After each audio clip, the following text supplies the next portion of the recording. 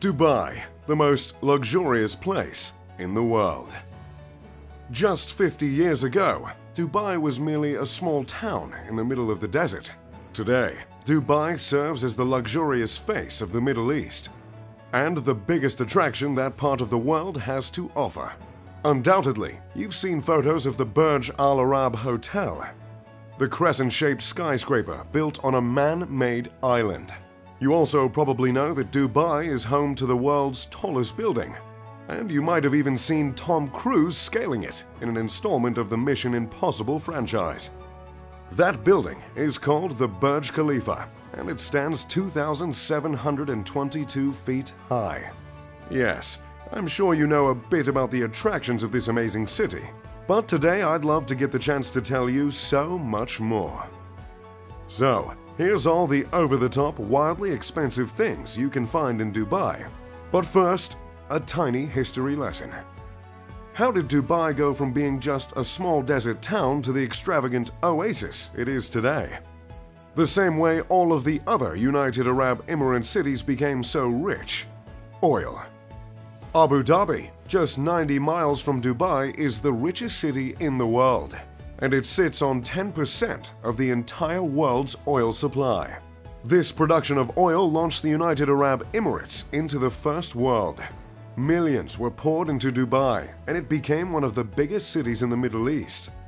However, today, Dubai only makes 5% of its revenue from oil, because its reserves aren't nearly as lucrative as some of its UAE neighbors.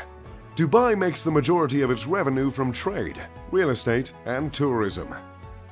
Dubai has become the business center of the UAE since it can no longer rely on oil production alone. But this adjustment has not discouraged this incredibly rich city from growing. Dubai is growing in population just as much as it's growing vertically. In fact, about 1/4 of all cranes are located in Dubai. That's right, about 25% of cranes in existence are in just one UAE city. It seems the game plan of Dubai is just to keep building skyscrapers. Two of these skyscrapers are the aforementioned Burj Khalifa and the Burj Al Arab Hotel. The Burj Khalifa stands more than half a mile tall. It's so tall, in fact, that at its upper floors, the building can sway several feet at the mercy of the wind. This, however, was not overlooked by the architects of this massive building. The Burj Khalifa was designed in such a way that the sway would be too slow for the vestibular system in the inner ear to even notice. That's the part of the ear that provides balance if you happen to be unburdened by interference. The Burj Al Arab is a beautiful 5-star hotel, just hundreds of feet off the land. The Al Arab is the 5th largest hotel in the world, thanks to its unique shape. The hotel stands 56 stories high. It is officially labeled as a 5-star hotel, but some have dubbed this stunning building with the highest remark of 7 stars. This 7-star label is up for debate, as the authority on the matter of luxury hotels has not been agreed upon. But 7-star or not, this hotel is truly magnificent. If you want to spend a night in the royal suite at the Al Arab, it'll cost you just over $24,000. The interior of the Burj Al Arab is adorned with around 1,790 square meters of 24-karat gold leaf. But even that can't touch the glorious views of the immaculate city and the picture-perfect Gulf.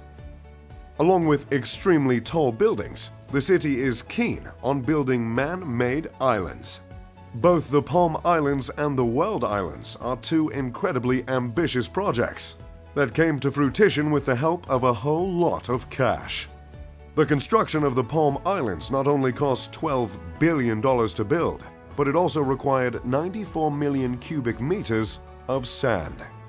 To put that into perspective, 94 million cubic meters of sand could fill the entire Empire State Building 2.5 times. The World Islands, as in the man-made islands that mimic the shape of the world's landmasses, took 321 million cubic meters of sand. Theodore, if you could just edit in 9 Empire State Buildings. Which also adds another $15 billion to the cost of man-made islands in Dubai. I'm not much of a big fan of sand in the first place, as it's rough, coarse, and it gets everywhere. Nevertheless, I did enjoy my time at the Palm Island. Like I've always said, nothing exfoliates quite like the warm water of the Persian Gulf. But that's enough talk about man-made islands, huh? Let's move on to the police force. Now, law enforcement isn't usually something that comes to mind when speaking in terms of luxury. But it sure is in Dubai. As a means of wooing the tourists, Dubai's police force uses supercars as their patrol vehicles. This includes cars such as the Ferrari FF that goes for around $500,000, the Lamborghini Aventador that goes for around $400,000, and my personal favorite, an Aston Martin 177 for the reasonable price of $1.79 million. Trust me when I say this, nothing makes a man feel more like James Bond than flooring an Aston Martin 177. Ooh, makes me want to take mine out for a spin right now. Anyway, using these spectacular cars is just Dubai being Dubai. But hey, Dubai is the 8th safest city in the world, so more power to them. This isn't all due to the supercars, of course. The UAE, in general, has rather strict laws due to the Islamic constitutional monarchies that operate the Emirates government. Some Sharia laws exist in Dubai as well, so if you're on vacation with your missus, checking out the bougie police force, make sure the two of you don't get caught smooching, because it might just get you deported. However, due to the extremely high amount of tourism, some places in Dubai are much more lenient. The serving of alcohol, for instance, would not be permitted in a traditional Middle Eastern setting. But it is in Dubai in specific institutions such as hotels and clubs. It is actually estimated that around 15% of Dubai's population are Emiratis, while the other 85% are from out of town. About half of the population is composed of the workers building hundreds of skyscrapers, which does make a little bit of sense considering the whole crane situation. Most of these workers are from India, Pakistan, and Bangladesh, which brings us to the more unfortunate side of Dubai. The class divide is quite big. Many of the immigrant workers live and work in less than ideal conditions, while Emiratis and the upper-class foreigners earn extremely attractive salaries. There really isn't much of a middle ground between the class divide in Dubai. But just like any country divided, there's always a sport to bring the people together. Well, that's the idea anyway. And in this case, this sport is camel racing. It's a bit of a sore subject for me, considering back in '96 I lost about 500,000 in a camel race to some sheik in Sharjah. But that was a different time. Camel racing in Dubai is almost equivalent to American football in the US. And Dubai's twist on the sport is that instead of children jockeys, they've began to use robots. You see, camel racing has a bit of a dark past. It used to be the case that small children would be forced to ride the camels, and that led to human trafficking. In less progressed areas in the Middle East, it still happens. But in Dubai, the children have been replaced with robots. And believe it or not, some of these little bots can cost up to $10,000. The camel that lost me that 500 grand was steered by a monkey. Now let's just move on from camel racing.